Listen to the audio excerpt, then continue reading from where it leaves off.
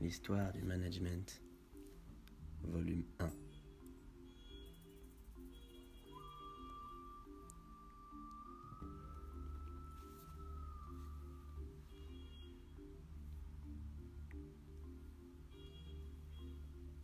Je connais déjà tout de ce livre.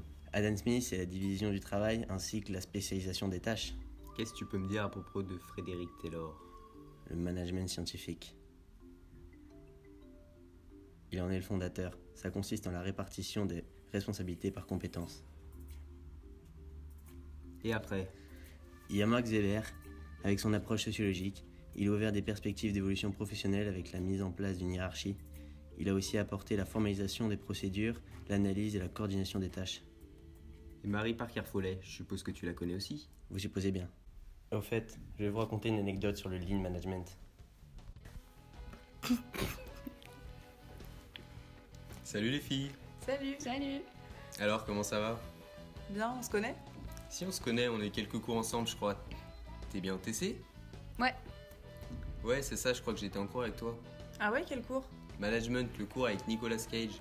Je comprends que tu puisses ne pas te souvenir de moi, parce que comme Booba dit, je m'assois au fond de la classe, easy. Bonsoir. Bien ou quoi? Quel cours t'as dit que c'était déjà? Management. Ah oui, un cours de management. Ça devait être sur lean management. Ouais, le lean management, c'est bien ça, c'est très intéressant. Tu penses que tu pourrais me le rappeler rapidement? Oui, je peux essayer, c'est en rapport avec le management en ligne. C'est une méthode de management qui vise à améliorer les performances d'une entreprise. Il est inspiré du système de production de Toyota. Titouan, pourquoi tu nous ennuies? Fiche le camp. Je me prépare seulement pour mon oral avec mon nouvel ami. Ok mec. Je veux simplement lui expliquer que c'est un mode de gestion pour l'ensemble des travailleurs.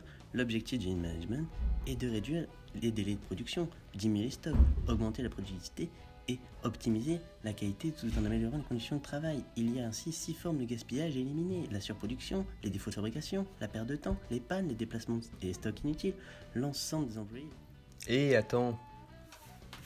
Maintenant, tu vas nous parler de l'importance du mot organisationnel, nous dire que ça correspond à une marge de manœuvre qui sert à prévoir le moindre imprévu, qui pourrait déclencher l'effondrement de l'organisation si le mot est insuffisant, mais que, paradoxalement, le lean management et sa chasse au gaspillage s'opposent au mot organisationnel, quitte à exposer l'organisation à des risques élevés de crise.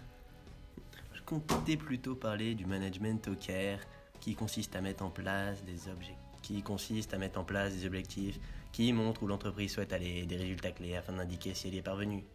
Chaque tâche effectuée, aussi petite soit-elle, a un rôle clé qui, mise en relation avec toutes les autres, lui permet d'atteindre l'objectif final pour remplir la mission de l'entreprise.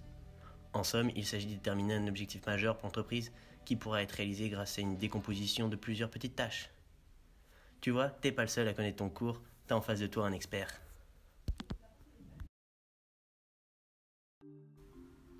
Et voilà comment ça s'est terminé. Et à propos des managers. Je vais vous expliquer. Vas-y, montre-moi.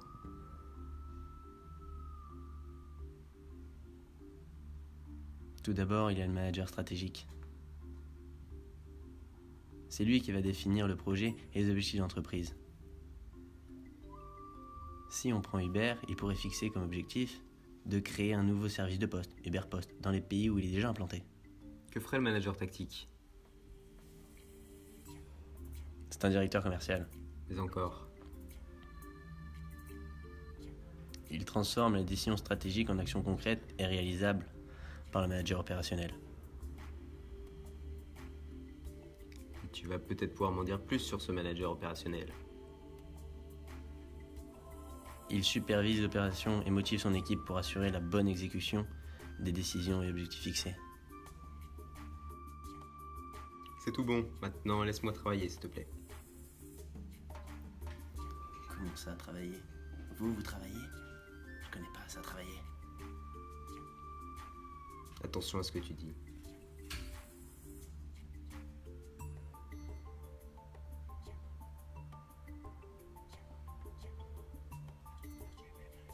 Qu'est-ce qui s'est passé? T'es pas un vendeur grand compte? T'es qu'un petit vendeur?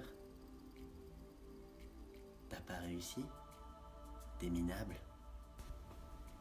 On n'insulte jamais son professeur. Ne reparle plus de moi comme ça. Ok, petit con,